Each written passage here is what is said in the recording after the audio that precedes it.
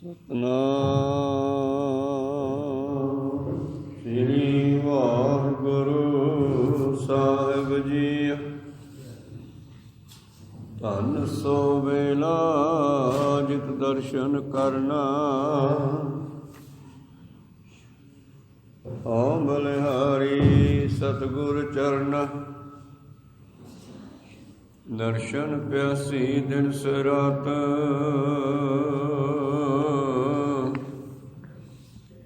ਚਿਤਵੋ ਅੰਡਨ ਨੀਤ। ਖੋਲ ਕਪਟ ਗੁਰ ਮੇਲਿਆ,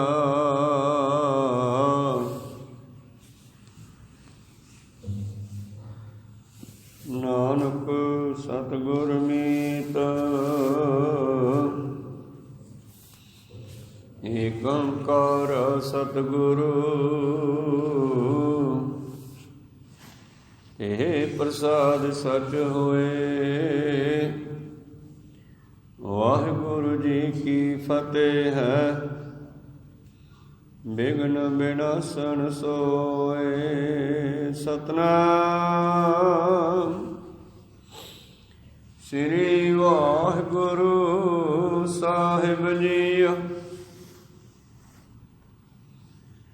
ਸਤ ਸੰਗਤ ਕੈਸੀ ਜਾਣੀਐ, ਜਿਥੈ ਏਕੋ ਨਾਮ ਵਖਾਣੀਐ।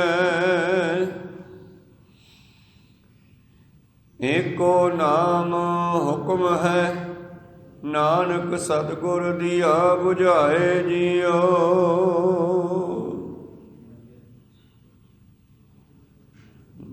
ਏਕੋ ਨਾਮ ਹੁਕਮ ਹੈ, ਨਾਨਕ ਸਤਿਗੁਰ ਦੀਆ ਬੁਝਾਏ ਜੀਓ। ਵਾਹਿਗੁਰੂ ਜੀ ਕਾ ਖਾਲਸਾ, ਵਾਹਿਗੁਰੂ ਜੀ ਕੀ ਫਤਿਹ। ਆਓ ਗੁਰੂ ਪਿਆਰੇ, ਗੁਰੂ ਸਵਾਰੇ, ਸਤਸੰਗੀ ਜਣੋ, ਰੋਜ਼ਾਨਾ ਦੀ ਤਰ੍ਹਾਂ ਪਾਤਸ਼ਾਹ ਜੀ ਕੀ ਅਪਾਰ ਕਿਰਪਾ ਬਖਸ਼ਿਸ਼ ਦਾ ਸਦਕਾ ਅੰਮ੍ਰਿਤ ਵੇਲੋਂ ਲੈ ਕਰਕੇ ਹੀ ਪਾਤਸ਼ਾਹ ਜੀ ਦੇ ਚਰਨ ਕਮਲਾਂ ਵਿਖੇ ਹਾਜ਼ਰੀਆਂ ਲਵਾ ਰਹੇ ਹੋ। ਆਓ ਲੜੀਵਾਰ ਗੁਰਬਾਣੀ ਦੀ ਵਿਚਾਰ ਨਾਲ ਜੁੜਨਾ ਕਰੀਏ ਜੀ। ਉਸ ਤੋਂ ਪਹਿਲਾਂ ਆਪਣੀਆਂ ਅਤੇ ਦਾਸ ਦੀਆਂ ਗੁਰੂ ਚਰਨਾਂ ਵਿੱਚ ਲਵਾਓ ਹਾਜ਼ਰੀਆਂ। ਗੁਰੂ ਕਾ ਬਖਸ਼ਿਆ ਫਤਿਹ ਦਾ ਨਾਰਾ ਕਰੋ ਬੁਲੰਦ ਗੱਜ ਕੇ ਆਖੋ ਜੀ। ਵਾਹਿਗੁਰੂ ਜੀ ਕਾ ਖਾਲਸਾ,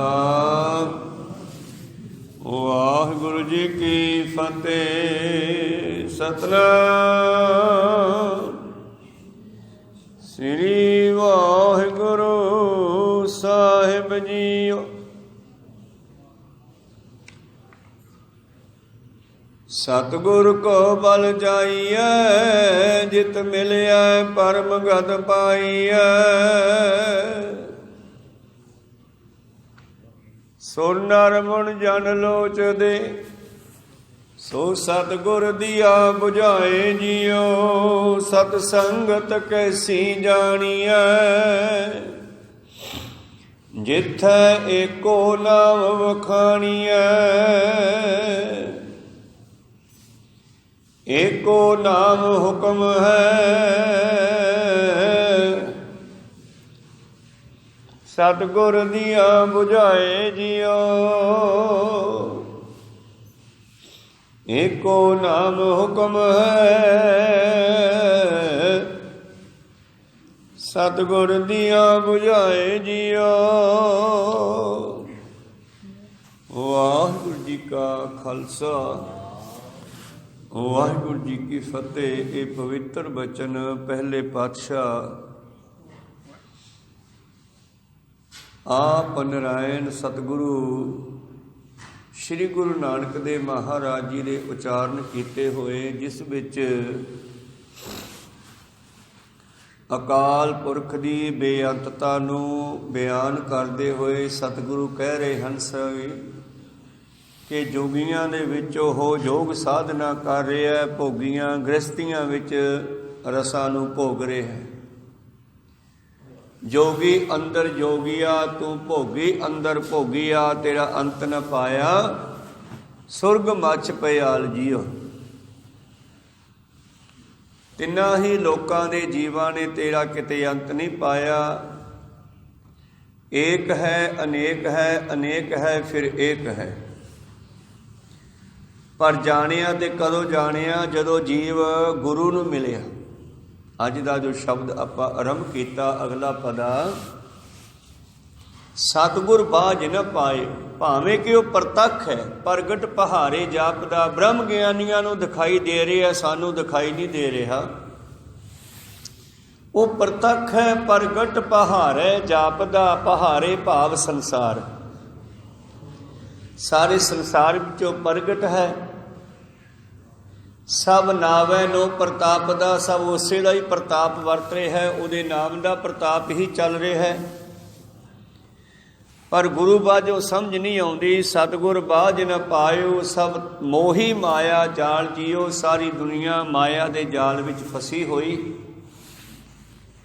ਇਸ ਕਰਕੇ ਸਾਨੂੰ ਪਰਮੇਸ਼ਰ ਦਿਖਾਈ ਨਹੀਂ ਦਿੰਦਾ। ਜਿਸ ਤਰ੍ਹਾਂ ਇੱਕ ਸਾਧ ਦੇ ਦੋ ਚੇਲੇ ਸਨ, ਉਹ ਸਾਧ ਨੇ ਉਹਨਾਂ ਨੂੰ ਅੱਗੇ ਗੱਦੀ ਦੇਣ ਵਾਸਤੇ ਚੁਣਨਾ ਸੀਗਾ, ਤੇ ਚੁਣਨ ਦੇ ਲਈ ਉਸਨੇ ਇੱਕ ਜੁਗਤੀ ਵਰਤੀ। ਗੁਰੂਆਂ ਨੇ ਵੀ ਪ੍ਰੀਖਿਆ ਲਈ ਅੱਗੇ ਗੱਦੀ ਦੇਣ ਵੇਲੇ, ਤੇ ਸਾਧੂ ਨੇ ਵੀ ਪ੍ਰੀਖਿਆ ਲਈ। ਕਹਿੰਦੀ ਉਸਨੇ ਆਪਣੇ ਦੋਹਾਂ ਚੇਲਿਆਂ ਨੂੰ ਦੋ ਜਾਨਵਰ ਫੜਾ ਦਿੱਤੇ, ਬਈ ਇਹਨਾਂ ਨੂੰ ਉੱਥੇ ਮਾਰ ਕੇ ਲਿਆਇਓ ਜਿੱਥੇ ਕੋਈ ਦੇਖਦਾ ਨਾ ਹੋਵੇ। ਤੇ ਗਏ, ਚਲੇ ਗਏ। ਇੱਕ ਤਾਂ ਕਿਸੇ ਕੰਧ ਦੇ ਉਹਲੇ ਜਾ ਕੇ ਉਸਦੀ ਧੌਣ ਰੋੜ ਕੇ ਲਿਆਇਆ, ਜਲਦੀ ਆ ਗਿਆ। ਤੇ ਦੂਜੇ ਨੇ ਕਾਫੀ ਸਮਾਂ ਲਾ ਦਿੱਤਾ, ਕਈ ਘੰਟਿਆਂ ਬਾਅਦ ਮੁੜਿਆ। ਤੇ ਉਹ ਕਹਿਣ ਲੱਗਿਆ ਵੀ ਇਹ ਛੇਤੀ ਆ ਗਿਆ, ਤੂੰ ਇੰਨਾ ਟਾਈਮ ਲਾ ਦਿੱਤਾ, ਤੇ ਤੂੰ ਜਿਉਂਦਾ ਲਈ ਉਹਨੇ ਮਾਰ ਕੇ ਲਿਆਇਆ। ਕਹਿਣ ਲੱਗਿਆ ਮਹਾਰਾਜ ਮਾਰਦਾ ਕਿੱਥੇ ਮੈਂ ਇਸ ਨੂੰ? ਤੁਸੀਂ ਕਿਹਾ ਸੀ ਉੱਥੇ ਮਾਰਿਓ ਜਿੱਥੇ ਕੋਈ ਵੇਖਦਾ ਨਾ ਹੋਵੇ, ਪਰ ਹਰ ਥਾਂ ਤੇ ਹੀ ਕੋਈ ਨਾ ਕੋਈ ਵੇਖ ਰਿਹਾ ਸੀ।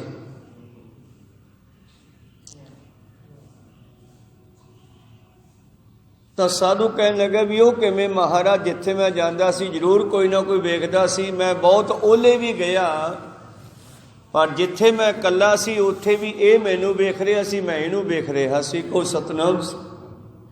ਭਾਵ ਪਰਮੇਸ਼ਰ ਤਾਂ ਹਰ ਥਾਂ ਤੇ ਹੈ, ਇਸ ਕਰਕੇ ਮੈਂ ਇਹਨੂੰ ਮਾਰ ਨਹੀਂ ਸਕਿਆ। ਸਾਧੂ ਕਹਿਣ ਲੱਗਿਆ ਮੈਨੂੰ ਤੂੰ ਹੀ ਚਾਹੀਦਾ। ਜਿਸ ਨੂੰ ਇਸ ਗੱਲ ਦੀ ਸਮਝ ਆ ਗਈ ਪਰਮੇਸ਼ਰ ਕਿਵੇਂ ਵਸਦਾ ਹੈ।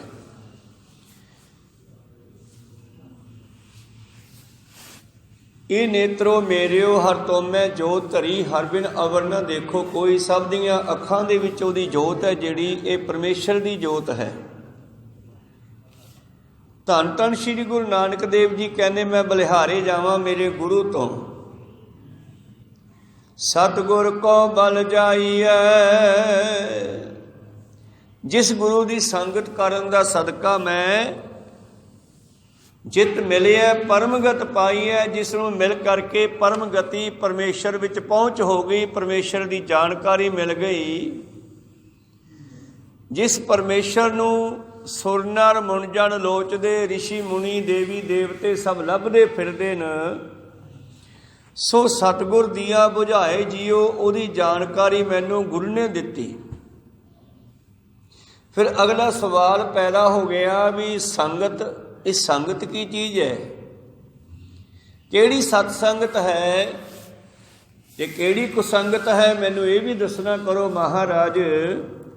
ਸਿੱਖ ਦਾ ਪ੍ਰਸ਼ਨ ਹੈ। ਤੇ ਗੁਰੂ ਪਾਤਸ਼ਾਹ ਕਹਿੰਦੇ ਜਿੱਥੇ ਸੰਸਾਰ ਦੀਆਂ ਗੱਲਾਂ ਨਾ ਹੋਣ, ਜਿੱਥੇ ਵਿਸ਼ੇ ਵਿਕਾਰਾਂ ਦੀਆਂ ਕਹਾਣੀਆਂ ਕਥਾ ਕਹਾਣੀਆਂ ਨਾ ਹੋਣ, ਜਿੱਥੇ ਸੰਸਾਰ ਦਾ ਵਤੰਡਾਵਾਦ ਆਦਿ ਨਾ ਹੋਵੇ, ਜਿੱਥੇ ਦੇਸ਼ ਕੌਮ ਦੀ ਵਾਰਤਾ ਤੋਂ ਪਰੇ ਪਰਮੇਸ਼ਰ ਦੀ ਗੱਲ ਚੱਲੇ, ਸਤਸੰਗਤ ਕੈਸੀ ਜਾਣੀ ਹੈ ਜਿੱਥੇ ਏਕੋ ਨਾਮ ਵਖਾਣੀ ਹੈ। ਜਿੱਥੇ ਕੇਵਲ ਇੱਕ ਦੀ ਗੱਲ ਹੁੰਦੀ ਹੋਵੇ, ਜਿੱਥੇ ਕੇਵਲ ਉਹ ਸੱਚ ਦੀ ਗੱਲ ਹੁੰਦੀ ਹੋਵੇ, ਉਸ ਨੂੰ ਸਤ ਸੰਗਤ ਕਹਿੰਦੇ ਨੇ।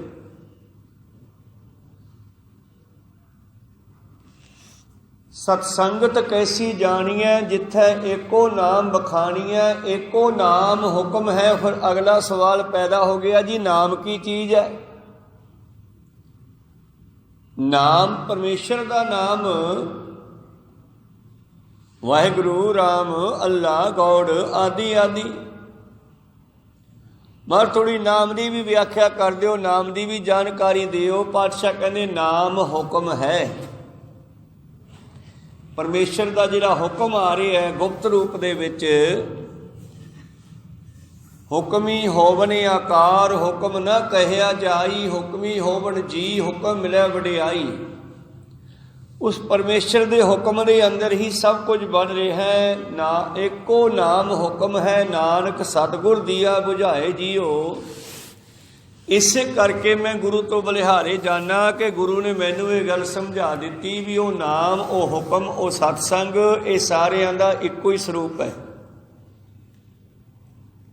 ਜੋ ਗੁਰੂ ਨੇ ਸਮਝਾਉਣਾ ਕੀਤਾ ਮੈਂ ਬਲਿਹਾਰੇ ਜਾਵਾਂ। ਫਿਰ ਧਿਆਨ ਗਿਆ ਸੰਸਾਰ ਦੇ ਵੱਲ। ਇਹ ਜਗਤ ਭਰਮ ਭੁਲਾਇਆ, ਇਹ ਸੰਸਾਰ ਜਿਹੜਾ ਹੈ ਭਰਮਾਂ ਭੁਲੇਖਿਆਂ ਵਿੱਚ ਭੁੱਲਿਆ ਹੋਇਆ ਪਰਮੇਸ਼ਰ ਨੂੰ। ਆਪਹੁ ਤੁਧ ਖੁਆਇਆ, ਅਤੇ ਇਹ ਜਿਹੜਾ ਸੰਸਾਰ ਹੈ, ਹੇ ਪਰਮੇਸ਼ਰ ਤੁਸੀਂ ਆਪ ਹੀ ਜੀਵਾਂ ਨੂੰ ਬਣਾਉਣਾ ਕੀਤਾ ਤੇ ਇਹ ਜੀਵ ਮਾਇਆ ਦੇ ਮੋਹ ਵਿੱਚ ਲਗਾਉਣੇ ਕੀਤੇ।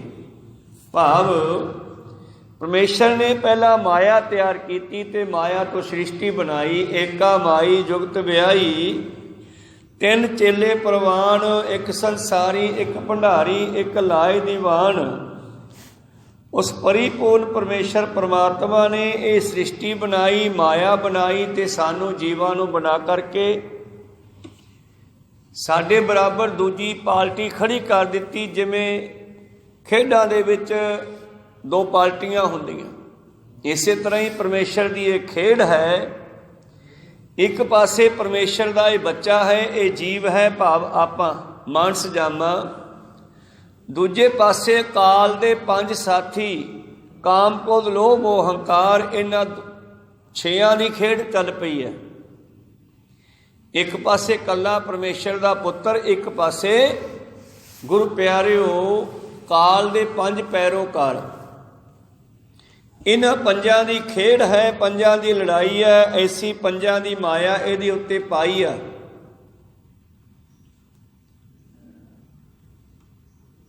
ਔਰ ਕਿਸੇ ਨੂੰ ਵੇਖਣ ਦੀ ਮਾਇਆ, ਕਿਸੇ ਨੂੰ ਸੁਣਨ ਦੀ ਮਾਇਆ, ਕਿਸੇ ਨੂੰ ਰਸਾਂ ਦੀ ਸਵਾਈ ਆ। ਜੀਵ ਆਦਿ ਇੰਦਰੀਆਂ ਦੀ ਮਾਇਆ ਹੈ। ਸਤਿਗੁਰ ਪਾਤਸ਼ਾਹ ਜੀ ਕਹਿੰਦੇ ਇਹ ਜਗਤ ਭਰਮ ਭੁਲਾਇਆ, ਆਪੋ ਤੁਧ ਖੁਆਇਆ। ਕਹਿੰਦੇ ਉਹਨਾਂ ਲੋਕਾਂ ਦੇ ਉੱਤੇ ਮਾਇਆ ਪੈ ਗਈ। ਕਿਹਨਾਂ ਤੇ? ਜਿਨ੍ਹਾਂ ਦੇ ਕਰਮਾਂ ਵਿੱਚ ਪਰਮੇਸ਼ਰ ਦਾ ਆਤਮ ਸੁੱਖ ਨਹੀਂ ਹੈ। ਉਹ ਖੁਆਰ ਹੁੰਦੇ ਹਨ, ਦੁਖੀ ਹੁੰਦੇ ਹਨ। ਪ੍ਰਤਾਪ ਲੱਗਾ ਦੁਹਾਗਣੀ, ਦੁਹਾਗਣੀ ਥਾਂ ਥਾਂ ਤੇ ਭਟਕਣ ਵਾਲੀਆਂ। ਸੁਹਾਗਣ ਹੁੰਦੀ ਹੈ ਇੱਕ ਮਾਲਕ ਦੇ ਨਾਲ ਜੁੜੀ ਹੋਈ, ਦੁਹਾਗਣ ਹੁੰਦੀ ਹੈ ਥਾਂ ਥਾਂ ਤੇ ਭਟਕਣ ਵਾਲੀ। ਧੰਨ ਧੰਨ ਸ੍ਰੀ ਗੁਰੂ ਨਾਨਕ ਦੇਵ ਜੀ ਮਹਾਰਾਜ ਕਹਿੰਦੇ ਇਹ ਜੀਵਾਂ ਦਾ ਦੁਹਾਗਣ ਵਾਲੀ ਹਾਲਤ ਹੈ। ਪ੍ਰਤਾਪ ਲੱਗਾ ਦੁਹਾਗਣੀ, ਭਾਗ ਜਿਨ੍ਹਾਂ ਕੈ ਨਾਹੇ ਜੀਓ। ਜਿਨ੍ਹਾਂ ਦੇ ਮਾੜੇ ਭਾਗ ਹਨ ਉਹ ਗੁਰੂ ਨੂੰ ਨਹੀਂ ਮਿਲਦੀਆਂ। ਜੀਵ ਇਸਤਰੀਆਂ ਤੇ ਗੁਰੂ ਨੂੰ ਮਿਲੇ ਤੋਂ ਬਗੈਰ ਪਰਮੇਸ਼ਰ ਨਾਲ ਨਹੀਂ ਮਿਲ ਸਕਦੇ। ਸੰਸਾਰ ਦੀ ਐਸੀ ਮੋਹ ਮਾਇਆ ਮਮਤਾ ਪਈ ਹੈ ਜੀਵਾਂ ਨੂੰ, ਗੁਰੂ ਵਾਲੇ ਬਣਨਾ ਹੀ ਬੜਾ ਔਖਾ ਲੱਗਦਾ। ਬਾਹਰੋਂ ਬਾਹਰੋਂ ਦੂਰੋਂ ਦੂਰੋਂ ਹੀ ਮਨੁੱਖ ਸੁੱਖਾਂ ਨੂੰ ਭਾਲਦਾ, ਗੁਰੂ ਦੇ ਲੜ ਲੱਗਣ ਨੂੰ ਤਿਆਰ ਨਹੀਂ। ਇਸ ਕਰਕੇ ਸਤਿਗੁਰੂ ਪਾਤਸ਼ਾਹ ਜੀ ਕਹਿੰਦੇ ਪਰਤਾਪ ਭਾਵ ਪਛਤਾ ਤਾਪ। ਤਾਪ ਹੁੰਦਾ ਹੈ ਦੁੱਖ, ਗਰਮੈਸ਼। ਮਨੁੱਖ ਦੇ ਅੰਦਰ ਕਿੰਨੇ ਤਰ੍ਹਾਂ ਦੀ ਅੱਗ ਵੱਧ ਚੁੱਕੀ ਹੈ। ਕਾਮ ਕੋ ਲੋਭ ਮੋਹ ਹੰਕਾਰ, ਈਰਖਾ, ਦੁਇ ਦਵੈਤ, ਨਿੰਦਿਆ, ਚੁਗਲੀ, ਸਾੜਾ ਆਦਿ। ਇਹ ਸਾਰੀਆਂ ਅੱਗਾਂ ਇਹਨੂੰ ਦੁੱਖ ਦਿੰਦੀਆਂ। ਜਿਵੇਂ ਕੋਈ ਦੁਹਾਗਣ ਜਿਹੜੀ ਹੈ ਉਹਨੂੰ ਸ਼ਾਂਤੀ ਨਹੀਂ ਹੈ। ਵੇਸਵਾ ਨੂੰ ਕਦੇ ਸ਼ਾਂਤੀ ਨਹੀਂ ਆ ਸਕਦੀ। ਕੇਵਲ ਤੇ ਕੇਵਲ ਸੁਹਾਗਣ ਇਸਤਰੀ ਜਿਹੜੀ ਆਪਣੇ ਪਤੀ ਦੇ ਹੁਕਮ ਅੰਦਰ ਚੱਲਦੀ ਹੈ ਉਸੇ ਨੂੰ ਸਬਰ ਸੰਤੋਖ ਨਾਲ ਸ਼ਾਂਤੀ ਆ ਸਕਦੀ ਹੈ। ਇਸੇ ਤਰ੍ਹਾਂ ਹੀ ਇਹ ਮਨੁੱਖ ਜਦੋਂ ਗੁਰੂ ਦੇ ਹੁਕਮ ਅੰਦਰ ਚੱਲਦਾ ਫਿਰ ਸਬਰ ਸੰਤੋਖ ਆਉਂਦਾ, ਫਿਰ ਮਾਇਆ ਦੀ ਅੱਗ ਤੋਂ ਬਚਦਾ ਹੈ। नहीं तो गुरु प्यारिओ इस दे अंदर अनेकों तरह की अग मचदी आ, वो बुझदी ही नहीं। बहुत सारे लोगों ने इस विषय ते गल कीती बई पहला इस अग नूं बुझा लेना चाहिए खूब इस नूं भोग के, पर तुसी दसो भी चुल्हे विच ये लकड़ां लाई चलीए अग बुझदी है कि वधदी है? अग वधदी है ना। इसे तरह ही ये सबर संतोख नाल ही बुझाई जा सकती है। को सतनाम सी इस दे विच बालण पा पा के नहीं इनू बुझाया जा सकता, संतोख दे नाल ही, संतोख दे पानी नाल ही इनू बुझाया जा सकता। तो मेरे प्रीतम जी कहते प्रताप लगा दुहागनी, ओ दुहागना पछताउंदियां, भाव ओ जीव ओ मनुख ਜਿਹੜੇ ਗੁਰੂ ਵਾਲੇ नहीं ਬਣਦੇ ਅਖੀਰ ਉਹਨਾਂ ਨੂੰ ਪਛਤਾਉਣਾ ਪੈਂਦਾ। ਅਸਲ ਦੇ ਵਿੱਚ ਬਾਬਾ ਜੀ ਕਹਿੰਦੇ ਭਾਗ ਜਿਨ੍ਹਾਂ ਕੇ ਨਾਹੇ ਜੀਓ ਉਹਨਾਂ ਦੇ ਭਾਗਾਂ ਦੇ ਵਿੱਚ ਹੀ ਮਾਲਕ ਦੀ ਪ੍ਰਾਪਤੀ नहीं है। फिर सवाल पैदा हो गया दुहागनी क्या निशानियां? महाराज ये दुहागणियां की हुंदियां, इन्हां दी की निशानी है? हुण दुहागण संसारी तौर ते इस्त्री तां जाणदे आ दुहागण नूं, जिस दे सिर ते पति ना होवे फिर थां थां भटकदी आ, ਉਹਨੂੰ ਦੁਹਾਗਣ ਕਹਿੰਦੇ ਆ। ਦੁਬਾਰਾ ਕਿਸੇ ਦਾ ਵਿਆਹ ਕੀਤਾ ਜਾਂਦਾ ਹੈ ਉਹਨੂੰ ਛੁੱਟੜ ਕਹਿੰਦੇ ਆ, ਦੁਹਾਗਣ ਕਹਿੰਦੇ ਆ। ਅਨੇਕਾਂ ਤਰ੍ਹਾਂ ਦੇ ਸ਼ਬਦਾਂ ਨਾਲ ਦੁਨੀਆ ਗੱਲ ਕਰਦੀ ਆ।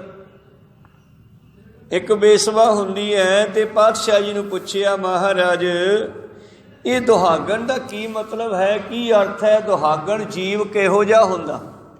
ਇਸਤਰੀ ਦੀ ਗੱਲ ਨਹੀਂ ਇੱਥੇ ਸਾਡੀ ਸਾਰਿਆਂ ਦੀ ਗੱਲ ਹੈ, ਜੀਵ ਆਤਮੇ ਦੀ। ਕਹਿੰਦੇ ਜਿਹੜਾ ਦੁਹਾਗਣ ਜੀਵ ਆਤਮਾ ਹੈ ਉਹ ਕਿਹੋ ਜਿਹਾ ਹੈ? ਪਾਤਸ਼ਾਹ ਕਹਿੰਦੇ ਖਸਮੋਂ ਕੁੱਥੀਆਂ ਫਿਰੇ ਨਿਵਾਣੀਆਂ, ਉਹ ਮਾਲਕ ਤੋਂ ਵਿਛੜੀਆਂ ਹੁੰਦੀਆਂ। ਕੋਈ ਸਤਨਾਮ ਉਹਨਾਂ ਨੂੰ ਦੁਹਾਗਣ ਕਹਿੰਦੇ ਆ। ਜਿਹੜੀਆਂ ਮਾਲਕ ਦੇ ਹੁਕਮ ਵਿੱਚ ਨਹੀਂ ਰਹਿੰਦੀਆਂ, ਮਾਲਕ ਤੋਂ ਵਿਛੜੀਆਂ ਹੁੰਦੀਆਂ ਹਨ, ਉਹਨਾਂ ਨੂੰ ਦੁਹਾਗਣ ਕਹਿੰਦੇ ਨੇ। ਖਸਮੋ ਕੁੱਥੀਆਂ ਫਿਰਹੇ ਨਿਮਾਣੀਆਂ, ਮੈਲੇ ਵੇਸ ਤਿਨਾ ਕਾਮਣੀ। ਉਹਨਾਂ ਜੀਵ ਇਸਤਰੀਆਂ ਦਾ ਵੇਸ ਮੈਲਾ ਹੁੰਦਾ ਹੈ। ਜਿਸ ਤਰ੍ਹਾਂ ਕੋਈ ਬਾਹਰੀ ਤੌਰ ਤੇ ਮੈਲੇ ਕੱਪੜੇ ਪਾਵੇ, ਜਿਸ ਦਾ ਕੋਈ ਸੰਗੀ ਸਾਥੀ ਨਾ ਹੋਵੇ। ਕਈ ਵਾਰੀ ਸੜਕਾਂ ਦੇ ਉੱਤੇ ਆਪਾਂ ਦੇਖਦੇ ਹਾਂ ਕਮਲੇ ਫਿਰਦੇ ਆ, ਵਿਚਾਰਿਆਂ ਦਾ ਕੋਈ ਘਰ ਘਾਟ ਨਹੀਂ, ਔਰ ਉਹਨਾਂ ਦੇ ਵਸਤਰ ਕਿਤਨੇ ਗੰਦੇ ਹੋ ਜਾਂਦੇ ਆ, ਮੈਲੇ ਹੋ ਜਾਂਦੇ ਆ। ਇਸੇ ਤਰ੍ਹਾਂ ਹੀ ਇਸ ਦੁਹਾਗਣ ਜੀਵ ਇਸਤਰੀ ਦਾ ਮਨ ਰੂਪੀ ਵਸਤਰ ਜਿਹੜਾ ਹੈ ਉਹ ਮੈਲਾ ਹੋ ਚੁੱਕਿਆ। ਕੋਈ ਸਤਨਾਮ ਗੰਦਾ ਹੋ ਚੁੱਕਿਆ, ਉਹਦੀ ਸੁਰਤ ਗੰਦੀ ਹੋ ਚੁੱਕੀ ਹੈ, ਉਹਦੇ ਖਿਆਲ ਗੰਦੇ ਹੋ ਚੁੱਕੇ ਨੇ। ਮੈਲੇ ਵੇਸ ਦੁਹਾਗਣੀ, ਇਹਨਾਂ ਦੀਆਂ ਕੀ ਨਿਸ਼ਾਨੀਆਂ? ਮਹਾਰਾਜ ਜੀ ਕਹਿੰਦੇ ਭਾਈ ਇਹ ਮਾਲਕ ਪਤੀ ਪਰਮੇਸ਼ਰ ਤੋਂ ਕਾਮ ਕ੍ਰੋਧ ਆਦਿ ਔਗਣਾ ਕਰਕੇ ਵਿਛੜੀਆਂ ਹੁੰਦੀਆਂ। ਸਤ ਸੰਤੋਖ ਇਹਨਾਂ ਦੇ ਕੋਲ ਹੁੰਦਾ ਨਹੀਂ, ਔਰ ਸਤਕਾਰ ਵੀ ਨਹੀਂ ਹੁੰਦਾ। ਇਹੋ ਜਿਹੀਆਂ ਇਸਤਰੀਆਂ ਦਾ ਸੰਸਾਰ ਜਿਹੜਾ ਹੈ ਸਤਕਾਰ ਵੀ ਨਹੀਂ ਕਰਦਾ। ਬਾਦਸ਼ਾਹ ਜੀ ਕਹਿੰਦੇ ਸਤਕਾਰ ਤੋਂ ਰਹਿਤ ਹੁੰਦੀਆਂ, ਉਹਨਾਂ ਨੂੰ ਨਾ ਇਸ ਲੋਕ ਵਿੱਚ ਤੇ ਨਾ ਪਰਲੋਕ ਵਿੱਚ ਸਤਕਾਰ ਮਿਲਦਾ ਹੈ। ਉਹ ਜੀਵ ਮਨਮੁਖ ਰੂਪੀ ਛੁੱਟੜ ਇਸਤਰੀਆਂ ਗਰਭ ਦੇ ਵਿੱਚ ਸੜਦੀਆਂ ਹੋਈਆਂ, ਭਾਵ ਉਹ ਜੀਵ ਆਤਮਾ, ਉਹ ਜੀਵ ਇਸਤਰੀਆਂ ਬਾਰ-ਬਾਰ ਜੰਮਣ ਮਰਨ ਦੇ ਗਰਭਾਂ ਦੇ ਵਿੱਚ ਜਾਂਦੀਆਂ, ਜੰਮਦੀਆਂ ਮਰਦੀਆਂ, ਜੰਮਦੀਆਂ ਮਰਦੀਆਂ, ਇਹਨਾਂ ਚੱਕਰਾਂ ਵਿੱਚ ਪਈਆਂ ਰਹਿੰਦੀਆਂ, ਦੁਖੀ ਹੁੰਦੀਆਂ। ਮੈਲੇ ਵੇਸ ਤਿਨਾ ਕਾਮਨੀ, ਦੁਖੀ ਰਹਿਣ ਬਿਹਾਏ ਜੀਓ। ਉਹਨਾਂ ਜੀਵ ਇਸਤਰੀਆਂ ਦੇ ਵੇਸ ਮੈਲੇ ਹੁੰਦੇ ਆ, ਭਾਵ ਪਤੀ ਪਰਮਾਤਮਾ ਪਰਮੇਸ਼ਰ ਤੋਂ ਵਿਛੜ ਕੇ, ਮਾਲਕ ਤੋਂ ਵਿਛੜ ਕੇ ਉਹਨਾਂ ਦਾ ਕਿਤੇ ਵੀ ਟਿਕਾਣਾ ਨਹੀਂ ਬਣਦਾ ਨਾ ਲੋਕ ਵਿੱਚ ਨਾ ਪਰਲੋਕ ਵਿੱਚ। ਉਹਨਾਂ ਦਾ ਮਤ ਰੂਪੀ ਕੱਪੜਾ ਮੈਲਾ ਹੋ ਚੁੱਕਿਆ, ਸੁਰਤ ਮੈਲੀ ਹੋ ਚੁੱਕੀ ਹੈ। ਜਨਮ ਜਨਮ ਕੀ ਇਸ ਮਨ ਕੋ ਮਨ ਲਾਗੀ, ਕਾਲਾ ਹੋਆ ਛਿਆ। ਉਹਨਾਂ ਦੀ ਮਤ ਖਰਾਬ ਹੋ ਚੁੱਕੀ ਹੈ। ਪਾਤਸ਼ਾਹ ਜੀ ਕਹਿੰਦੇ ਮੈਲੇ ਵੇਸਤ ਨਾ ਕਾਮਣੀ, ਦੁਖੀ ਰਹਿਣ ਬਿਹਾਏ ਜੀਓ। ਤੇ ਦਿਨ ਰਾਤ ਦੁੱਖਾਂ ਦੇ ਵਿੱਚ ਹੀ ਬਤੀਤ ਕਰਦੀਆਂ ਹਨ। ਉਹਨਾਂ ਨੂੰ ਸ਼ਾਂਤੀ ਨਹੀਂ ਆਉਂਦੀ, ਦਿਨ ਰਾਤ ਉਹ ਤੜਫਦੀਆਂ, ਦੁਖੀ ਹੁੰਦੀਆਂ।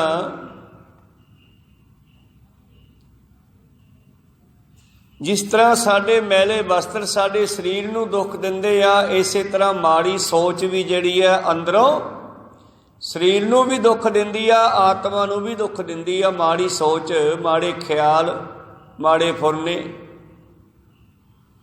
ਇਹ ਵੀ ਦੁੱਖਦਾਈ ਹਨ। ਪਾਤਸ਼ਾਹ ਜੀ ਕਹਿੰਦੇ ਸਵਾਲ ਪੈਦਾ ਹੋਇਆ ਜੀ ਇਹਨਾਂ ਦਾ ਕਿਹੋ ਜਿਹਾ ਸਰੂਪ ਹੁੰਦਾ ਹੈ। ਕਹਿੰਦੀਆਂ ਇਹ ਮਾਲਕ ਤੋਂ ਵਿਛੜੀਆਂ ਹੁੰਦੀਆਂ। ਪਾਤਸ਼ਾਹ ਕਹਿੰਦੇ ਇਹਨਾਂ ਦੀ ਸੋਚ ਮਾੜੀ ਹੁੰਦੀ ਹੈ, ਮਨਮੁਖ ਸੋਚ ਹੁੰਦੀ ਹੈ, ਔਰ ਦਿਨ ਰਾਤ ਇਹਨਾਂ ਦਾ ਦੁੱਖਾਂ ਦੇ ਵਿੱਚ ਹੀ ਬਤੀਤ ਹੁੰਦਾ ਹੈ।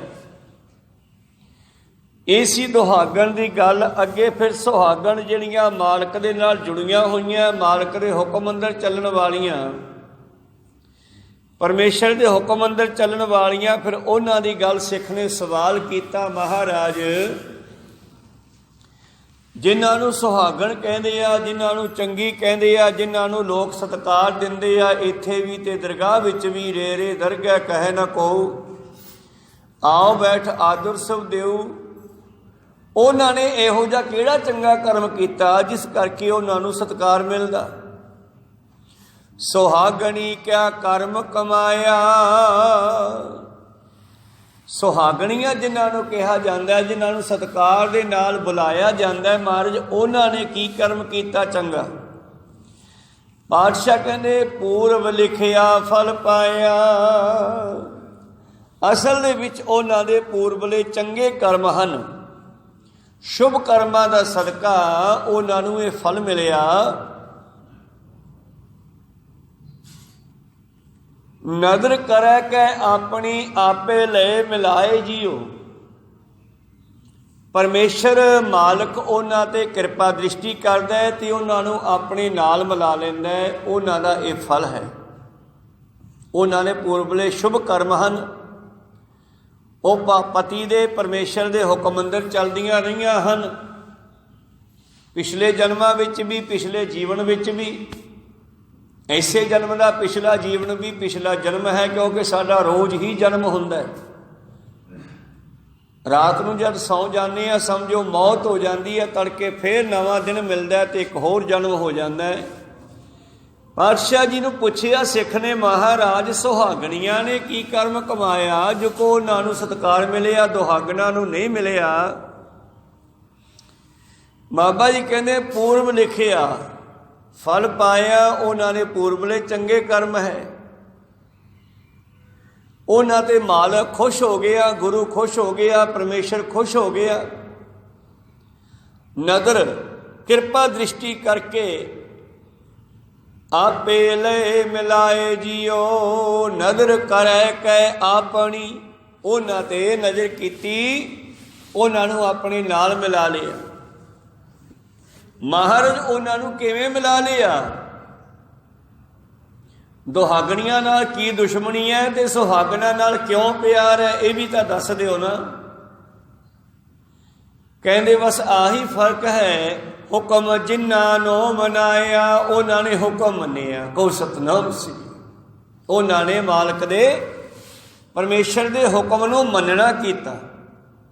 ਜਿਹਨੂੰ ਬਾਣੀ ਵਿੱਚ ਪੰਜਵੇਂ ਪਾਤਸ਼ਾਹ ਜੀ ਕਹਿੰਦੇ ਤੇਰਾ ਭਾਣਾ ਮੀਠਾ ਲਾਗੈ, ਹਰ ਨਾਮ ਪਦਾਰਥ ਨਾਨਕ ਮੰਗੈ। ਉਹਨਾਂ ਨੇ ਪਰਮੇਸ਼ਰ ਦੇ ਭਾਣੇ ਨੂੰ ਮੰਨਿਆ, ਉਹਨੂੰ ਟਾਲਿਆ ਨਹੀਂ। ਜੇ ਗੁਰੂ ਸਾਹਿਬਾਂ ਦੀ ਪਾਵਰ ਦੇਖੀਏ ਆਪਾਂ, ਸਤਿਗੁਰੂ ਤੇਗ ਬਹਾਦਰ ਜੀ ਚਾਹੁੰਦੇ ਤੇ ਇੱਕ ਬਚਨ ਦੇ ਵਿੱਚ ਧਰਤੀ ਪਲਟਾ ਸਕਦੇ ਸੀ, ਪਰ ਪਰਮੇਸ਼ਰ ਦੇ ਭਾਣੇ ਅੰਦਰ ਇਹ ਭਾਰਤ ਵਰਸ਼ ਦੇ ਲੋਕਾਂ ਨੂੰ ਸੁੱਖ ਦੇਣ ਵਾਸਤੇ, ਜ਼ੁਲਮ ਦਾ ਰਾਜ ਕਰਨ ਵਾਸਤੇ ਆਪ ਸ਼ਹੀਦੀ ਪ੍ਰਾਪਤ ਕਰ ਗਏ।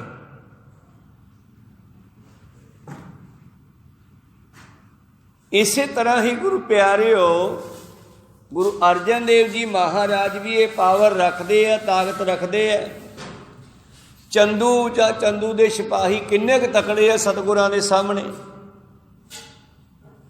ਸਿੱਖਾਂ ਨੇ ਕਿਹਾ ਮਹਾਰਾਜ ਤੁਸੀਂ ਨਹੀਂ ਕੁਛ ਕਰਨਾ, ਸਾਨੂੰ ਆਗਿਆ ਦਿਓ, ਚੰਦੂ ਨੂੰ ਅਸੀਂ ਹੁਣੇ ਚੱਡੇ ਗਾਟੇ ਕਰੀਏ, ਭਾਵ ਇਹਨੂੰ ਮਾਰ ਦਈਏ, ਇਹ ਆਪਣਾ ਕੀ ਵਿਗਾੜ ਲਊਗਾ। ਸਤਿਗੁਰੂ ਅਰਜਨ ਦੇ ਮਹਾਰਾਜ ਕਹਿੰਦੇ ਸਿੱਖਾ ਤੇਰੇ 'ਚ ਇੰਨੀ ਸ਼ਕਤੀ ਕਿੱਥੋਂ ਆ ਗਈ। ਕਹਿਣ ਲੱਗੇ ਆ ਜੀ ਮੈਨੂੰ ਆਗਿਆ ਦਿਓ ਤਾਂ ਮੈਂ ਲਾਹੌਰ ਤੇ ਦਿੱਲੀ ਦਾ ਤਖਤਾ ਪਲਟਦੇ ਹਾਂ। ਕਹਿਣ ਲੱਗੇ ਤੇਰੇ 'ਚ ਇੰਨੀ ਸ਼ਕਤੀ ਕਿੱਥੋਂ ਆ ਗਈ। ਮਹਾਰਾਜ ਤੁਹਾਡੀ ਕਿਰਪਾ ਨਾਲ। ਫਿਰ ਗੁਰੂ ਅਰਜਨ ਦੇਵ ਜੀ ਕਹਿੰਦੇ ਮੇਰੇ ਕੋਲ ਕਿਹੜਾ ਮੁੱਕੀ ਆ, ਫਿਰ ਇਸ ਕਰਕੇ ਸ਼ਾਂਤੀ ਰੱਖੋ, ਆਪਾਂ ਕੁਛ ਨਹੀਂ ਕਰਨਾ, ਪਰਮੇਸ਼ਰ ਹੀ ਕਰੇਗਾ। ਜਿਸ ਵੇਲੇ ਸੁਲੀ ਖਾਨ ਚੜ੍ਹ ਕੇ ਆ ਰਿਹਾ, ਸੰਗਤਾਂ ਨੂੰ ਪਹਿਲਾਂ ਪਤਾ ਲੱਗ ਗਿਆ ਵੀ ਸਤਿਗੁਰੂ ਅਰਜਨ ਦੇਵ ਜੀ ਨੂੰ ਫੜਨ ਵਾਸਤੇ ਸੁਲੀ ਖਾਨ ਆ ਰਿਹਾ, ਫੌਜ ਲੈ ਕੇ ਅੰਮ੍ਰਿਤਸਰ ਤੇ ਹਮਲਾ ਕਰਨ ਵਾਸਤੇ ਆ ਰਿਹਾ ਹੈ। ਪ੍ਰਿਥੀ ਚੰਦ ਨੇ ਭੇਜਿਆ ਗੱਦੀ ਲੈਣ ਪਿੱਛੇ। ਤਾਂ ਸਿੱਖਾਂ ਨੇ ਆ ਕੇ, ਸੂਈਏ ਨੇ ਆ ਕੇ ਗੁਰੂ ਅਰਜਨ ਪਾਤਸ਼ਾਹ ਨੂੰ ਕਿਹਾ ਕਿ ਮਹਾਰਾਜ ਜਹਾਂਗੀਰ ਦਾ ਜਰਨੈਲ ਸੁਲੀ ਖਾਨ ਚੜ੍ਹਾਈ ਕਰਕੇ ਆ ਰਿਹਾ ਹੈ ਤੁਹਾਡੇ ਤੇ ਹਮਲਾ ਕਰਨ ਲਈ, ਤੇ ਤੁਸੀਂ ਕੁਛ ਕਰੋ। ਗੁਰੂ ਅਰਜਨ ਦੇਵ ਜੀ ਕਹਿੰਦੇ ਆਪਾਂ ਕੁਛ ਨਹੀਂ ਕਰਨਾ। ਕਿਉਂ ਮਹਾਰਾਜ? ਕੋਈ ਚਿੱਠੀ ਭੇਜ ਕੇ ਪੁੱਛੋ ਉਸ ਨੂੰ ਵੀ ਤੂੰ ਭਾਈ ਇੱਧਰ ਕਿਵੇਂ ਚੜ੍ਹਾਈ ਕੀਤੀ ਆ। ਪ੍ਰਥਮੇ ਮਤਾ ਜੇ ਪੱਤਰੀ ਚਲਾਵੋ, ਸ਼ਬਦ ਹੈ ਗੁਰਬਾਣੀ ਦਾ। ਪਹਿਲਾਂ ਸੰਗਤਾਂ ਨੇ ਸਲਾਹ ਦਿੱਤੀ ਵੀ ਆਪਾਂ ਚਿੱਠੀ ਭੇਜ ਕੇ ਪੁੱਛੀਏ ਵੀ ਕੀ ਗੱਲ ਹੈ ਭਾਈ। ਪਾਤਸ਼ਾਹ ਕਹਿੰਦੇ ਕੋਈ ਚਿੱਠੀ ਨਹੀਂ ਭੇਜਣੀ। ਦੁਤੀਆ ਮਤਾ, ਦੂਜੀ ਸਲਾਹ ਹੋਈ ਦੋਏ ਮਨੁੱਖ ਪਹੁੰਚਾਵੋ, ਫਿਰ ਦੋ ਬੰਦੇ ਭੇਜ ਕੇ ਪੁੱਛ ਲਓ ਮਹਾਰਾਜ ਵੀ ਉਸ ਕਿਉਂ ਚੜ੍ਹਾਈ ਕੀਤੀ ਆਪਣੇ ਵੱਲ ਉਸਨੇ। ਕਹਿੰਦੇ ਆਪਾਂ ਇਹ ਕੰਮ ਵੀ ਨਹੀਂ ਕਰਨਾ। ਫਿਰ ਤੀਜੀ ਸਲਾਹ ਸੰਗਤ ਨੇ ਇਹ ਦਿੱਤੀ, ਬੇਨਤੀ ਕੀਤੀ ਮਹਾਰਾਜ ਤ੍ਰਿਤੀਆ ਮਤਾ ਕਿਛ ਕਰੋ ਉਪਾਇਆ, ਫਿਰ ਤੁਸੀਂ ਕੁਛ ਕਰੋ। ਤੁਹਾਡੇ ਕੋਲ ਤਾਂ इतनी पावर है। साध जे बोले सह सुभाए, साध का बोलिया बिरथा ना जाए। तुसी कोई ऐसी शब्द चला दो, तीर चला दो शब्दां ना। तृतीया मता किछ करो उपाया, ते गुरु अर्जन देव जी कहते मैं सब के छोड़ प्रभ तू ही ते आया। आपां मालक नूं ही सिमरो, वो आपे करेगा, आपां कुछ नहीं करना। कोई सतनाम श्री ਸੁਹਾਗਣੀ ਕਿਆ ਕਰਮ ਕਮਾਇਆ। ਇੱਥੇ ਹੁਣ ਸੁਹਾਗਣ ਦੀ ਗੱਲ ਚੱਲ ਰਹੀ ਹੈ ਬਈ ਦੁਹਾਗਣ ਇਸ ਤਰ੍ਹਾਂ ਦੀ ਆ। ਪਹਿਲਾਂ ਆਪਾਂ ਗੱਲ ਕਰ ਲਈ ਆ। ਪਾਤਸ਼ਾਹ ਜੀ ਕਹਿੰਦੇ ਸੁਹਾਗਣ ਨੇ ਕੀ ਕੀਤਾ ਹੈ। ਹੁਕਮ ਜਿਨ੍ਹਾਂ ਨੂੰ ਮਨਾਇਆ ਤਿਨ ਅੰਤਰ ਸ਼ਬਦ ਵਸਾਇਆ। ਉਹਨਾਂ ਨੇ ਮਾਲਕ ਦੇ ਭਾਣੇ ਨੂੰ, ਹੁਕਮ ਨੂੰ ਹਿਰਦੇ ਵਿੱਚ ਵਸਾ ਕੇ ਰੱਖਿਆ, ਕਰਾਮਾਤ ਨਹੀਂ ਵਿਖਾਈ। ਕੋਈ ਸਤਨਾਮ ਸ੍ਰੀ। ਉਹਨਾਂ ਨੇ ਕੋਈ ਕਰਾਮਾਤੀ ਸ਼ਕਤੀ ਜ਼ਾਹਰ ਨਹੀਂ ਕੀਤੀ ਦੁਨੀਆ ਵਿੱਚ। ਸੰਸਾਰ ਦੇ ਵਿੱਚ ਪ੍ਰਚਾਰ ਕਰਦੇ ਰਹੇ ਜੁਗਤੀ ਦੇ ਨਾਲ। ਤਾਂ ਹੋਇਆ ਕੀ, ਸੁਲੀ ਖਾਨ ਤੁਰਿਆ ਆ ਰਿਹਾ ਹੇਹਰਾ ਪਿੰਡ ਕੋਲ, ਜਿੱਥੇ ਪ੍ਰਿਥੀ ਚੰਦ ਰਹਿ ਰਿਹਾ ਸੀਗਾ। ਉੱਥੇ ਪ੍ਰਿਥੀ ਚੰਦ ਨੇ ਗੁਰੂ ਅਰਜਨ ਦੇਵ ਜੀ ਦੀ ਰੀਸ ਦੇ ਵਿੱਚ ਹਰਿਮੰਦਰ ਸਾਹਿਬ ਵਰਗਾ ਗੁਰਦੁਆਰਾ ਬਣਾਉਣਾ ਸ਼ੁਰੂ ਕਰਤਾ ਸੀ। ਉਸੇ ਤਰ੍ਹਾਂ ਸਰੋਵਰ ਪੱਟ ਲਿਆ, ਉਹਦੇ ਵਿੱਚ ਬਣਾਉਣੀ ਬਿਲਡਿੰਗ ਸ਼ੁਰੂ ਕੀਤੀ।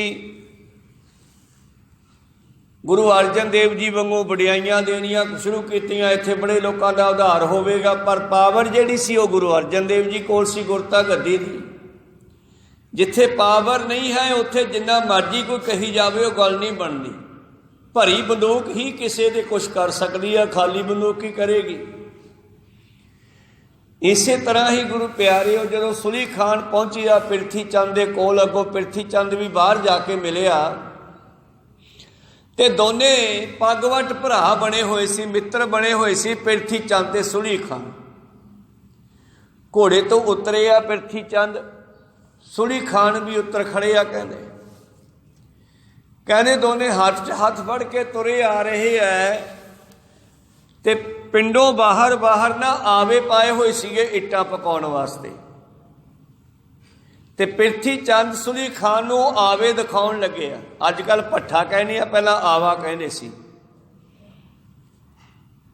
ਕਹਿੰਦੇ ਆ ਦੇਖੋ ਜੀ ਇੱਟਾਂ ਪੱਕ ਰਹੀਆਂ, ਆਪਾਂ ਜਮਾਂ ਅਰਜਨ ਦੇ ਵਰਗਾ ਸੁੰਦਰ ਹਰਮੰਦਰ ਬਣਾਵਾਂਗੇ। ਇੰਨੀ ਗੱਲ ਕਰਦਿਆਂ ਕਿਤੇ ਪਿਰਥੀ ਚੰਦ ਨੂੰ ਬਾਥਰੂਮ ਦੀ ਹਾਜਤ ਹੋ ਗਈ। ਕਹਿਣ ਲੱਗਿਆ ਮੈਂ ਆਇਆ, ਤੁਸੀਂ ਚੱਲੋ। ਹੱਥ ਛੱਡ ਕੇ ਪਿਰਥੀ ਚੰਦ ਤਾਂ ਪਰਾਂ ਨੂੰ ਚਲਿਆ ਗਿਆ ਤੇ ਸੁਲੀ ਖਾਨ ਬੜੇ ਹੰਕਾਰ ਵਿੱਚ ਸੀਗਾ। ਜਦੋਂ ਬੰਦਾ ਹੰਕਾਰ 'ਚ ਹੁੰਦਾ ਮੱਤ ਕੰਮ ਛੱਡ ਜਾਂਦੀ ਆ। ਕੋਈ ਸਤਨਾਮ ਸ੍ਰੀ ਦਿਮਾਗ ਇਹਦਾ ਕੰਮ ਛੱਡ ਗਿਆ ਤੇ ਛਾਲ ਮਾਰ ਕੇ ਆਵੇ ਵਾਲੇ ਢੇਰ ਤੇ ਚੜ ਗਿਆ। ਭੱਠੇ ਦੇ ਉੱਤੇ ਚੜ ਗਿਆ ਆਵੇ ਵਾਲੇ ਤੇ। ਬਈ ਦੇਖਾਂ ਭਲਾ ਇਹਨੇ ਗੁਰਦੁਆਰਾ ਕਿਹੋ ਜਿਹਾ ਬਣਾਇਆ, ਪਿੰਡ ਕਿਹੋ ਜਿਹਾ ਵਸਾਇਆ। ਉੱਤੇ ਚੜ ਕੇ ਦੇਖਣ ਲੱਗਿਆ ਜਦੋਂ ਹੁਣ ਉੱਤੇ ਮੋਰੇ ਰੱਖੇ ਹੁੰਦੇ ਆ ਲੱਕੜ ਪਾਉਣ ਵਾਸਤੇ, ਬਾਲਣ ਪਾਉਣ ਵਾਸਤੇ। ਚੜ੍ਹਦਿਆਂ ਹੀ ਉਹਦੇ ਵਿੱਚ ਇਹਦਾ ਪੈਰ ਪੈ ਗਿਆ। ਕੋਈ ਸਤਨਾਮ, ਉਹ ਮੋਰੇ 'ਚ ਕਾਲੀ ਨਾਲ ਗਿਆ ਨਾ। ਜਦ ਪੈਰ ਪਿਆ, ਇੱਟਾਂ ਕੱਚੀਆਂ ਚਿਣੀਆਂ ਹੁੰਦੀਆਂ, ਇੱਟਾਂ ਡਿੱਗਣੀਆਂ ਸ਼ੁਰੂ ਹੋਈਆਂ। ਇਹਨੇ ਧੱਕਾ ਮਾਰਿਆ ਬਾਹਰ ਨਿਕਲਣ ਨੂੰ, ਜ਼ੋਰ ਵੱਜਿਆ ਥੱਲੇ ਨੂੰ ਤੇ ਦੂਜਾ ਪੈਰ ਵਿੱਚ ਪੈ ਗਿਆ। ਇਉਂ ਉੱਥੋਂ ਅੱਗ ਲੱਗ ਗਈ ਸਰੀਰ ਨੂੰ। ਕੋਈ ਸਤਨਾਮ, ਉੱਥੇ ਸੜ ਕੇ ਸਵਾਹ ਹੋ ਗਿਆ। ਹੁਣ ਮੱਚਦੇ ਨੂੰ ਕੌਣ ਕੱਢੇ ਬਈ, ਅੱਗ ਦੇ ਵਿੱਚ ਕਿਹੜਾ ਹੱਥ ਪਾਵੇ। ਸੜ ਕੇ ਸਵਾਹ ਹੋ ਗਿਆ। ਪਿਰਥੀ ਚੰਦ ਦਾ ਇਹ ਛੱਡਿਆ ਤੀਰ ਜਿਹੜਾ ਗੁਰੂ ਅਰਜਨ ਦੇਵ ਨੂੰ ਲਾਉਣ ਵਾਸਤੇ ਛੱਡਿਆ ਸੀ, ਗੁਰੂ ਅਰਜਨ ਦੇਵ ਨੂੰ ਫੜਨ ਲਈ ਛੱਡਿਆ ਸੀ, ਰਾਹ 'ਚ ਹੀ ਸੜ ਕੇ ਸਵਾਹ ਹੋ ਗਿਆ। ਪਿਰਥੀ ਚੰਦ ਹੱਥ ਮਲਦਾ ਰਹਿ ਗਿਆ ਬਈ ਅੱਜ ਮੈਨੂੰ ਗੱਦੀ ਮਿਲ ਜਾਣੀ ਸੀ ਜੇ ਕਿਤੇ ਸੁਲੀ ਖਾਨ ਅਰਜਨ ਦੇਵ ਜੀ ਤੱਕ ਪਹੁੰਚ ਜਾਂਦਾ, ਪਰ ਨਹੀਂ ਪਹੁੰਚ ਸਕਿਆ। ਕਿਸੇ ਸਿੱਖ ਨੇ ਜਾ ਕੇ ਦੱਸਿਆ ਜੀ ਸੁਲੀ ਖਾਨ ਤਾਂ ਆਵੇ 'ਚ ਸੜ ਕੇ ਮਰ ਗਿਆ। ਉੱਥੇ ਗੁਰੂ ਅਰਜਨ ਦੇਵ ਜੀ ਨੇ ਇਹ ਨਹੀਂ ਕਿਹਾ ਕਿ ਮੈਂ ਕਰਾਮਾਤ ਕੀਤੀ ਆ। ਕਹਿੰਦੇ ਨਹੀਂ, ਇਹ ਪਰਮੇਸ਼ਰ ਦਾ ਹੀ ਹੁਕਮ ਸੀਗਾ। ਸੁਲਹੀ ਤੇ ਨਾਰਾਇਣ ਰਾਖ, ਸੁਲਹੀ ਕਾ ਹਾਥ ਕਹੀਂ ਨਾ ਪਹੁੰਚੈ, ਸੁਲਹੀ ਹੋਏ ਮੂਆ ਨਾ ਪਾਕ। ਕਾਢ ਕੁਠਾਰ ਖਸਮ ਸਿਰ ਕਾਟਿਆ। ਕੁਠਾਰ ਕਹਿੰਦੀ ਆ ਕੁਹਾੜੀ ਨੂੰ। ਫੌਜੀਆਂ ਦੇ ਕਮਰ ਕਸਿਆਂ ਵਿੱਚ ਸ਼ਸਤਰ ਟੰਗੇ ਹੁੰਦੇ ਐ, ਇਹਦੇ ਕਮਰ ਕਸੇ ਵਿੱਚ ਕੁਹਾੜੀ ਟੰਗੀ ਹੋਈ ਸੀ। ਜਦੋਂ ਖੱਡੇ ਦੇ ਵਿੱਚ ਧੱਸਣ ਲੱਗਿਆ ਥੱਲੇ ਨੂੰ, ਉਹਦਾ ਬਾਹਾਂ ਕਿਸੇ ਇੱਟ ਤੇ ਲੱਗਿਆ, ਉਹ ਤਾਹਾਂ ਚੱਕੀ ਗਈ ਤੇ ਉਹਦੇ ਨਾਲ ਸਾਹ ਵਾਲੀ ਨਾੜ ਵੱਢੀ ਗਈ। ਕੋਈ ਸਤਨਾਮ, ਇੱਥੇ ਫਰ ਗਿਆ ਧੌਣ ਤੇ। ਕਾਢ ਕੁਠਾਰ ਖਸਮ ਸਿਰ ਕਾਟਿਆ, ਜਿਨ ਰਚਿਆ ਤਿਨ ਦੀਨਾ ਧਾਕ। ਜਿਸ ਰੱਬ ਨੇ ਬਣਾਇਆ ਸੀਗਾ, ਜਦੋਂ ਮੱਤ ਪੁੱਠੀ ਹੋ ਗਈ ਅੱਗ ਵੱਲ ਧੱਕ ਦਿੱਤਾ। ਕੋਈ ਸਤਨਾਮ ਸ੍ਰੀ। ਤੋ ਇਸ ਕਰਕੇ ਸਿੱਖ ਨੇ ਪੁੱਛਿਆ ਮਹਾਰਾਜ ਠੀਕ ਆ, ਇਹ ਦੁਹਾਗਣੀਆਂ ਜਿਹੜੀਆਂ ਉਹਨਾਂ ਦੀ ਨਿਸ਼ਾਨੀਆਂ ਦੱਸੀਆਂ ਵੀ ਇਹ ਮਾਲਕਾਂ ਤੋਂ ਵਿਛੜੀਆਂ ਹੋਈਆਂ ਭਟਕਦੀਆਂ, ਇਹਨਾਂ ਦਾ ਮੱਤ ਰੂਪੀ ਕੱਪੜੇ ਮੈਲੇ ਹੁੰਦੇ ਆ।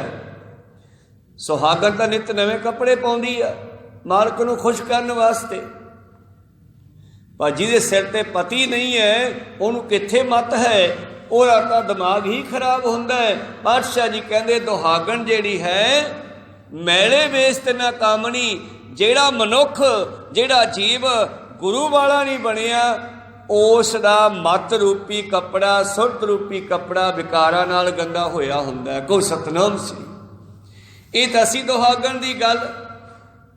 ਸੁਹਾਗਣੀ ਕਿਆ ਕਰਮ ਕਮਾਇਆ, ਸੁਹਾਗਣਾ ਨੇ ਕਿਹੜਾ ਕਰਮ ਕੀਤਾ ਚੰਗਾ ਜਿਸ ਕਰਕੇ ਉਹਨਾਂ ਨੂੰ ਮਾਲਕ ਦੀ ਪ੍ਰਾਪਤੀ ਹੋਈ, ਮਾਲਕ ਦੀ ਖੁਸ਼ੀ ਮਿਲ ਗਈ। ਬਾਬਾ ਜੀ ਕਹਿੰਦੇ ਪੂਰਬ ਲਿਖਿਆ ਫਲ ਪਾਇਆ, ਉਹਨਾਂ ਦੇ ਸ਼ੁਭ ਕਰਮ ਸਨ।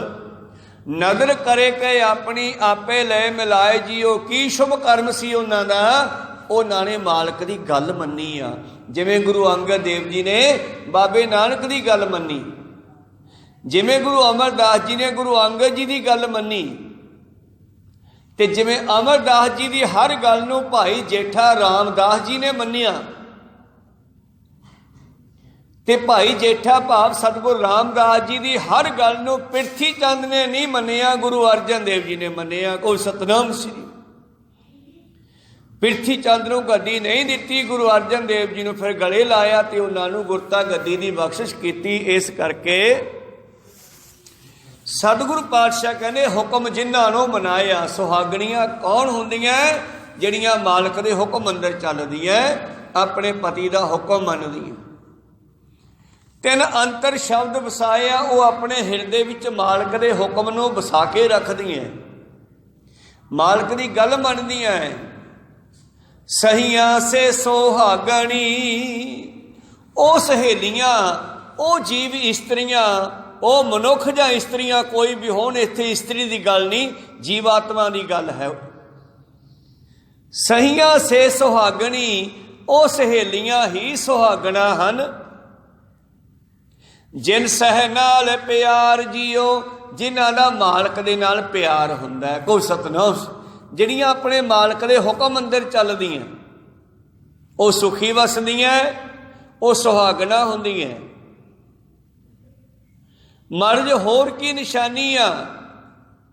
ਜਿਨ੍ਹਾਂ ਭਾਣੇ ਕਾ ਰਸ ਆਇਆ, ਜਿਹੜੀਆਂ ਮਾਲਕ ਦੇ ਹੁਕਮ ਅੰਦਰ ਹੀ ਸੁੱਖ ਸਮਝਦੀਆਂ। ਜਿਵੇਂ ਸਤਿਗੁਰੂ ਅਰਜਨ ਦੇਵ ਮਹਾਰਾਜ ਜੀ ਤਤੀ ਤਵੀ ਤੇ ਬੈਠ ਕੇ ਪਰਮੇਸ਼ਰ ਦੇ ਭਾਣੇ ਅੰਦਰ, ਚਾਹੁੰਦੇ ਤਾਂ ਕੁਛ ਵੀ ਕਰ ਸਕਦੇ ਸੀ ਪਰ ਨਹੀਂ ਕੀਤਾ। ਫਿਰ ਅਗਲਾ ਕੰਮ ਜਿਹੜਾ ਚੰਦੂ ਵਰਗੇ ਪਾਪੀ ਦੋਸ਼ੀ ਹੋਇਆ, ਜਹਾਂਗੀਰ ਪਾਪੀ ਦੋਸ਼ੀ ਹੋਇਆ, ਇਹਨਾਂ ਦੋਸ਼ੀਆਂ ਦੇ ਦੋਸ਼ ਪ੍ਰਗਟ ਹੋ ਗਏ, ਪੈਦਾ ਹੋ ਗਏ। ਇਹਨਾਂ ਨੂੰ ਸਜ਼ਾ ਦੇਣ ਵਾਸਤੇ ਸਤਿਗੁਰੂ ਹਰਗੋਬਿੰਦ ਸਾਹਿਬ ਜੀ ਨੇ ਫਿਰ ਸ਼ਸਤਰ ਚੱਕਿਆ। ਕੋਈ ਸਤਨਾਮ ਸ੍ਰੀ। ਕਿਉਂਕਿ ਕਿਸੇ ਨੂੰ ਸਜ਼ਾ ਦੋਸ਼ ਦਿੱਤੀ ਜਾਂਦੀ ਹੈ ਜਦੋਂ ਉਹਨਾਂ ਦਾ ਦੋਸ਼ ਜ਼ਾਹਰ ਹੋ ਜਾਵੇ। ਇਸੇ ਤਰ੍ਹਾਂ ਹੀ ਇਹਨਾਂ ਦਾ ਦੋਸ਼ ਜ਼ਾਹਰ ਹੋਇਆ ਤੇ ਇਹਨਾਂ ਨੂੰ ਫਿਰ ਸਜ਼ਾ ਛੇਵੇਂ ਜਾਮੇ ਦਿੱਤੀ ਗਈ। ਇਵੇਂ ਹੀ 9ਵੇਂ ਪਾਤਸ਼ਾਹ ਨੂੰ ਸ਼ਹੀਦਾ ਕੀਤਾ ਗਿਆ ਤੇ ਉਹਦੀ ਸਜ਼ਾ ਜਿਹੜੀ ਹੈ 10ਵੇਂ ਪਾਤਸ਼ਾਹ ਨੇ ਦਿੱਤੀ। ਜਦੋਂ ਤੀਰ ਦੇ ਨਾਲ ਘਾਹੀ ਦੇ ਪੌਦੇ ਦੀ ਜੜ ਪੱਟ ਕੇ ਮੋਢਾ ਕਰਕੇ ਕਹਿੰਦੇ ਮੁਗਲਾਂ ਦੀ ਜੜ ਗਈ, ਇਹ ਜ਼ੁਲਮ ਦੀ ਜੜ ਪੱਟ ਦਿੱਤੀ ਆ ਅਸੀਂ। ਇਸ ਕਰਕੇ ਜਿਨ੍ਹਾਂ ਨੂੰ ਮਾਲਕ ਦੇ ਭਾਣੇ ਦਾ ਰਸ ਆ ਗਿਆ, ਜਿਹੜੀਆਂ ਉਹਦੇ ਭਾਣੇ ਵੀ ਸੁੱਖ ਮੰਨਦੀਆਂ, ਤਿੰਨ ਵਿੱਚੋਂ ਭਰਮ ਚੁਕਾਇਆ, ਉਹ ਆਪਣੇ ਮਾਲਕ ਤੇ ਟੀਕਾ ਟਿੱਪਣੀ ਨਹੀਂ ਕਰਦੀਆਂ, ਆਪਣੇ ਭਰਮਾਂ ਨੂੰ ਸ਼ੰਕਿਆਂ ਨੂੰ ਨਿਵਰਤ ਕਰ ਲੈਂਦੀਆਂ। ਨਾਨਕ ਸਤਿਗੁਰ ਐਸਾ ਜਾਣੀਐ ਜੋ ਸਭ ਸਹਿ ਲਏ ਮਿਲਾਏ ਜੀਓ। ਇਹੋ ਜਿਹਾ ਗੁਰੂ ਹੈ। ਤਾਈਓ ਤਾਂ ਮੈਂ ਕਹਿਣਾ ਤੁਹਾਨੂੰ, ਸਤਿਗੁਰ ਕੋ ਬਲ ਜਾਈਐ, ਆਓ ਗੁਰੂ ਤੋਂ ਬਲਿਹਾਰੇ ਜਾਈਏ, ਗੁਰੂ ਵਾਲੇ ਬਣੀਏ, ਅਮਰ ਦੀ ਦਾਤ ਪ੍ਰਾਪਤ ਕਰੀਏ ਗੁਰੂ ਦੇ ਕੋਲੋਂ। ਸਤਿਗੁਰ ਕੋ ਬਲ ਜਾਈਐ, ਜਿਤ ਮਿਲਿਆ ਪਰਮਗਤ ਪਾਈਐ। ਪਰਮੇਸ਼ਰ ਦੀ ਪ੍ਰਾਪਤੀ ਕਰੀਏ ਗੁਰੂ ਨੂੰ ਮਿਲ ਕੇ। ਜਿਸ ਪਰਮੇਸ਼ਰ ਨੂੰ ਸੁਰ ਨਰ ਮੁਨ ਜਨ ਲੋਚਦੇ, ਸੋ ਸਤਿਗੁਰ ਦੀਆ ਬੁਝਾਏ ਜੀਓ। ਉਹਦੀ ਜਾਣਕਾਰੀ ਗੁਰੂ ਦੇ ਕੋਲੋਂ ਮਿਲਣੀ ਆ ਸਾਨੂੰ, ਜਿਸ ਨੂੰ ਦੇਵੀ ਦੇਵਤੇ ਵੀ ਲੱਭਦੇ ਫਿਰਦੇ ਆ। ਮਨੋਬਿਰਤੀਆਂ ਉੱਥੇ ਰੱਖੀਏ। ਜਿਨ੍ਹਾਂ ਭਾਣੇ ਕਾ ਰਸ ਆਇਆ, ਤਿੰਨਾਂ ਵਿੱਚੋਂ ਭਰਮ ਚੁਕਾਇਆ। ਉਹਨਾਂ ਦੇ ਮਨ ਵਿੱਚੋਂ ਗੁਰੂ ਪ੍ਰਤੀ ਸ਼ੰਕਾ ਨਿਵਰਤ ਹੋ ਗਿਆ, ਭਰਮ ਨਿਕਲ ਗਿਆ। ਉਹ ਆਪਣੇ ਗੁਰੂ ਨੂੰ ਸਰਬ ਕਲਾ ਸਮਰੱਥ ਸਮਝਦੇ ਆ। ਦੁਨੀ ਚੰਦ ਨੇ ਨਹੀਂ ਸਮਝਿਆ। ਉਹਨੇ ਸੋਚਿਆ ਲੈ ਗੁਰੂ ਸਾਹਿਬ ਨੇ ਕਹਿਤਾ ਹਾਥੀ ਦਾ ਮੁਕਾਬਲਾ ਕਰੂਗਾ ਦੁਨੀ ਚੰਦ, ਭਲਾ ਮੈਂ ਕਿਵੇਂ ਕਰੂੰਗਾ। ਘਬਰਾ ਗਿਆ। ਮਨ ਵਿੱਚ ਭਰੋਸਾ ਨਹੀਂ ਸੀ ਕਿ ਗੁਰੂ ਕੁਛ ਵੀ ਕਰ ਸਕਦੇ ਆ। ਤੇ ਭਾਈ ਬਚਿੱਤਰ ਸਿੰਘ ਨੇ ਗੁਰੂ ਦੀ ਗੱਲ ਤੇ ਭਰੋਸਾ ਕੀਤਾ ਤੇ ਵਾਕਿਆ ਹੀ ਹਾਥੀ ਦੇ ਨਾਗਣੀ ਖੁੱਭ ਗਈ ਜਾ ਕੇ। ਕੋ ਸਤਨਾਮ ਸ੍ਰੀ। ਸੋ ਜਿਨ੍ਹਾਂ ਨੇ ਗੁਰੂ ਨੂੰ ਸਮਝਿਆ, ਉਹਨਾਂ ਨੇ ਗੁਰੂ ਨੂੰ ਆਪਣਾ ਬਣਾ ਲਿਆ। ਨਾਨਕ ਸਤਿਗੁਰ ਐਸਾ ਜਾਣੀਐ ਜੋ ਸਭ ਸਹਿ ਲਏ ਮਿਲਾਏ ਜੀਓ। ਇਹ ਮੇਰਾ ਸਤਿਗੁਰੂ ਐਸਾ ਹੈ ਜਿਹੜਾ ਸਭ ਨੂੰ ਆਪਣੇ ਨਾਲ ਮਿਲਾਉਣ ਲਈ ਤਿਆਰ ਹੈ, ਪਰ ਸ਼ਰਤ ਹੈ ਵੀ ਅਸੀਂ ਵੀ ਮਿਲਣ ਨੂੰ ਤਿਆਰ ਰਹੀਏ, ਤਾਂ ਹੀ ਗੱਲ ਬਣਨੀ ਆ। ਅਗਲੇ ਸ਼ਬਦ ਦੇ ਵਿੱਚ ਇਹ ਸ਼ਬਦ ਵੱਡਾ ਹੈ 20-22 ਪਦਿਆਂ ਦਾ। 10 ਪਦੇ ਆਪਾਂ ਸਰਵਣ ਕੀਤੇ। 11ਵੇਂ ਪਦੇ ਵਿੱਚ ਫਿਰ ਕਹਿੰਦੇ ਆ ਸਤਿਗੁਰ ਨੂੰ ਮਿਲਣ ਦਾ ਕੀ ਫਲ ਮਿਲਦਾ। ਸਤਿਗੁਰ ਮਿਲਿਆ ਫਲ ਪਾਇਆ। ਸਤਿਗੁਰ ਨੂੰ ਮਿਲਣ ਦਾ ਕੀ ਫਲ ਹੈ, ਇਹ ਆਪਾਂ ਕੱਲ੍ਹ ਦੇ ਦੀਵਾਨਾਂ ਵਿੱਚ ਸਰਵਣ ਕਰਾਂਗੇ। ਮੋਲਦਿਆਂ ਅਨੇਕਾਂ ਅੱਖਰ ਬਾਅਦ ਘੱਟ ਹੋ ਜਾਂਦੇ।